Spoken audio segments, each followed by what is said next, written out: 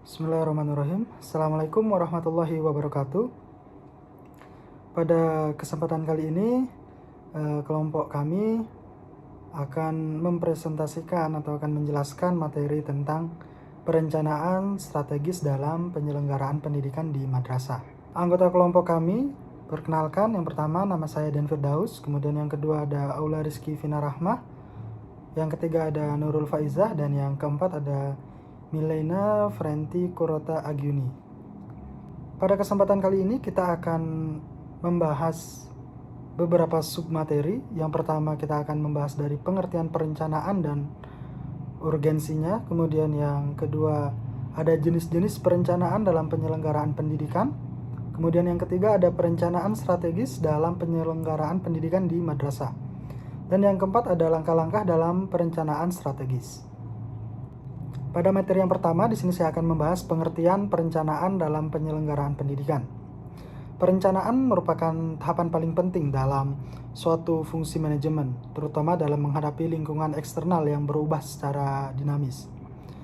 Dalam era globalisasi ini, perencanaan harus lebih mengandalkan prosedur yang rasional dan sistematis, bukan hanya pada intuisi atau firasat, atau biasa kita sebut dengan dugaan. Jadi dapat dipahami bahwa perencanaan itu adalah proses penetapan tujuan dan menentukan bagaimana cara mencapai tujuan tersebut. Karena perencanaan harus berorientasi pada tujuan atau hasil yang diinginkan.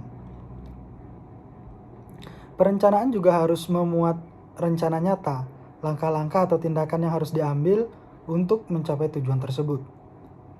Selain itu, perencanaan harus menghasilkan rencana yang dilaksanakan dengan baik sehingga tujuan itu dapat tercapai.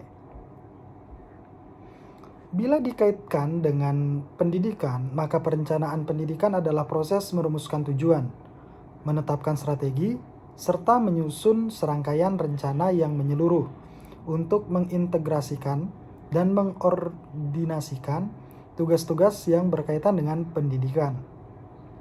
Proses perencanaan pendidikan di Indonesia diarahkan pada relevansi, efisiensi, dan efektivitas pendidikan, sehingga sasaran pendidikan akan tercapai sesuai dengan tujuan yang telah digariskan.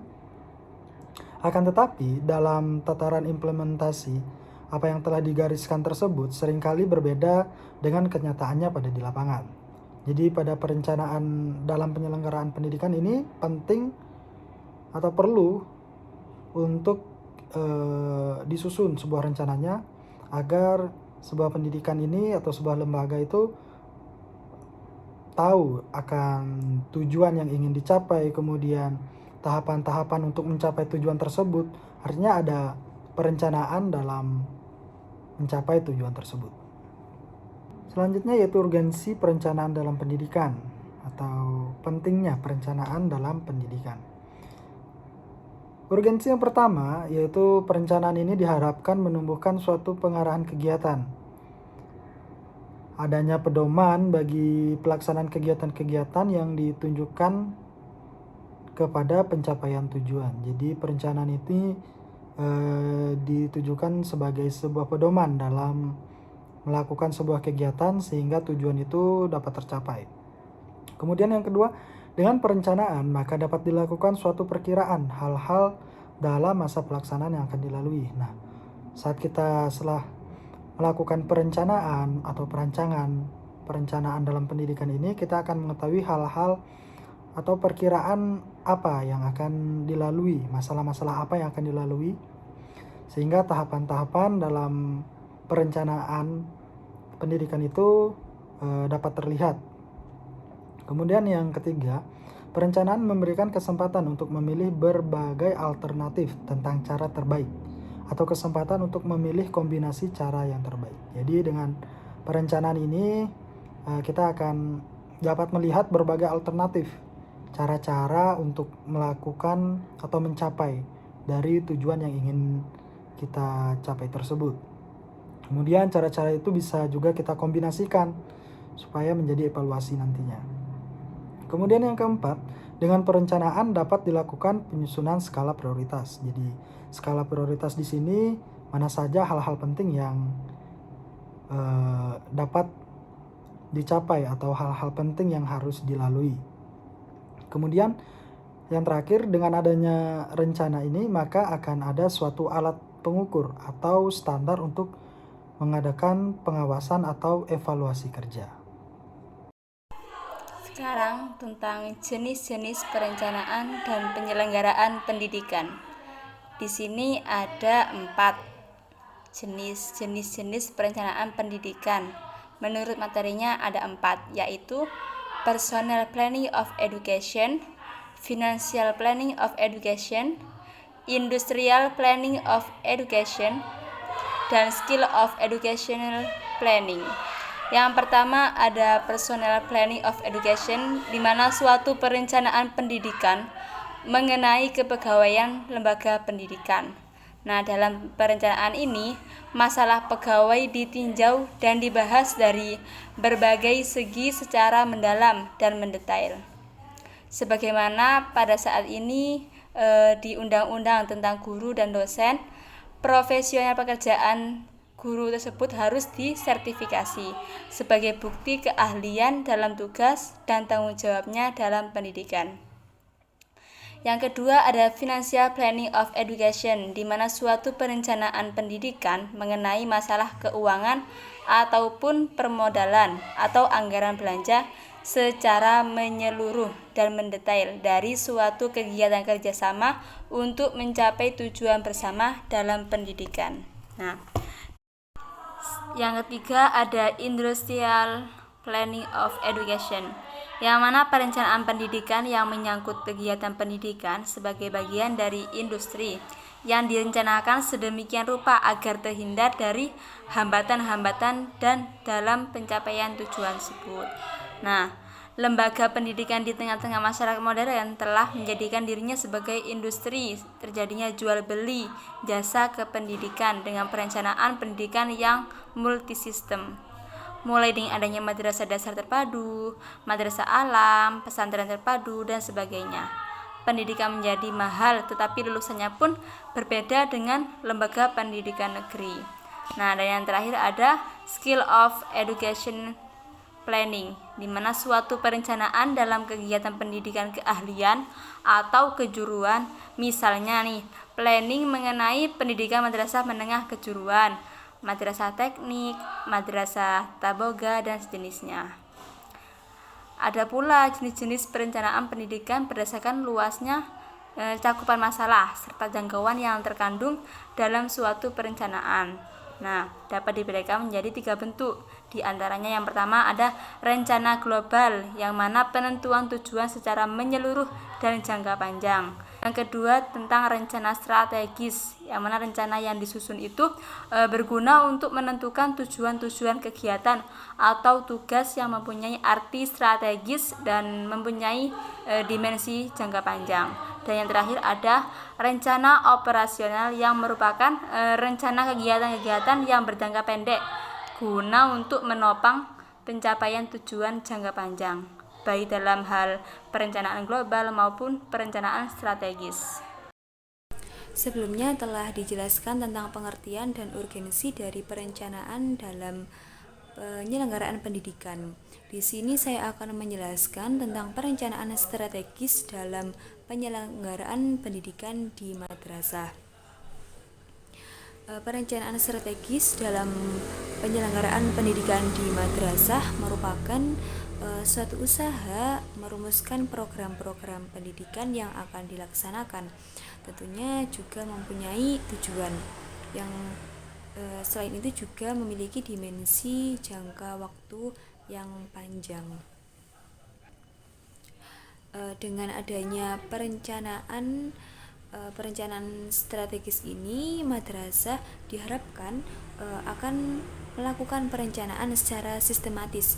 Selain itu juga madrasah akan menyediakan waktu untuk menganalisis diri dan lingkungannya. Selain itu juga madrasah diharapkan mampu berkomunikasi atau berkonsultasi dengan pihak-pihak dari luar maupun dalam. Tentunya dengan adanya perencanaan yang baik, perencanaan yang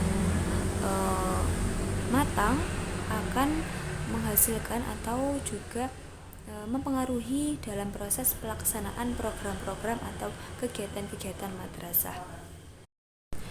Dahulu perencanaan strategis ini digunakan dalam dunia militer. Kemudian seiring berkembangnya zaman diadopsi dalam dunia usaha.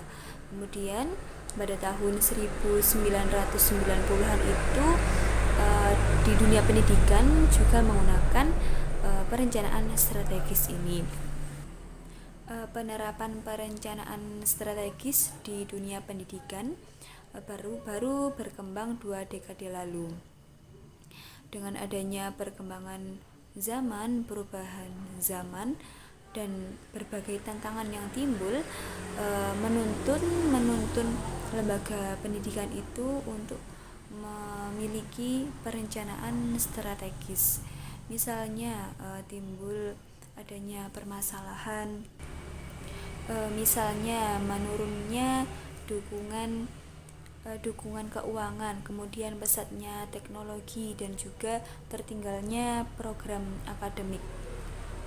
Oleh karena itu, lembaga-lembaga madrasah juga harus memiliki perencanaan yang baik, salah satunya perencanaan strategis tersebut. Lembaga pendidikan menggunakan perencanaan strategis ini sebagai alat untuk meraih manfaat dan juga untuk menyesuaikan diri dengan perubahan lingkungan.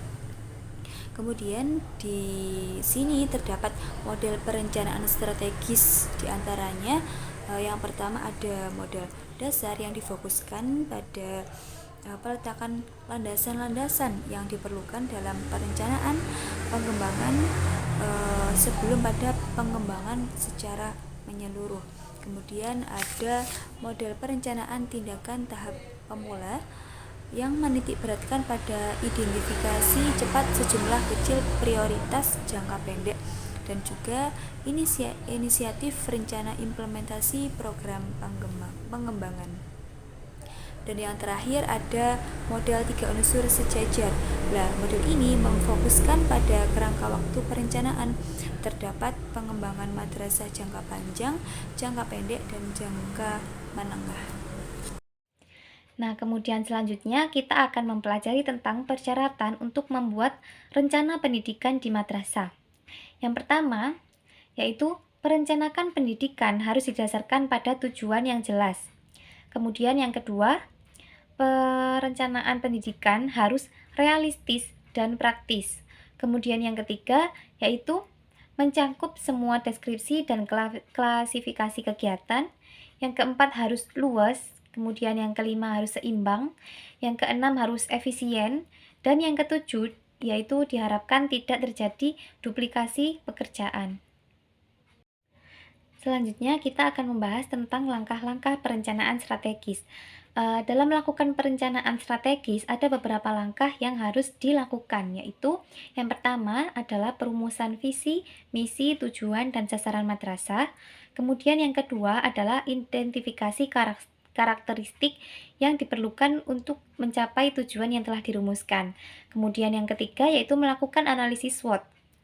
SWOT adalah kependekan atau singkatan dari S yaitu strength atau kekuatan, kemudian W adalah weakness atau kelemahan, kemudian O adalah opportunity atau peluang, kemudian yang terakhir adalah T yaitu threats atau ancaman. Kemudian yang keempat adalah pengembangan langkah-langkah untuk memecahkan masalah. Kemudian langkah yang kelima adalah implementasi rencana peningkatan kualitas. Kemudian langkah berikutnya, langkah yang keenam adalah monitoring dan evaluasi implementasi. Kemudian langkah yang terakhir adalah perumusan saran mutu baru. Baik, mungkin sekian presentasi penjelasan materi kelompok kami pada hari ini. Terima kasih sudah mendengarkan dan menyimak video kami. Sampai jumpa di lain waktu. Kurang lebihnya kami mohon maaf. Wabillahi taufiq wal hidayah. Wassalamualaikum warahmatullahi wabarakatuh.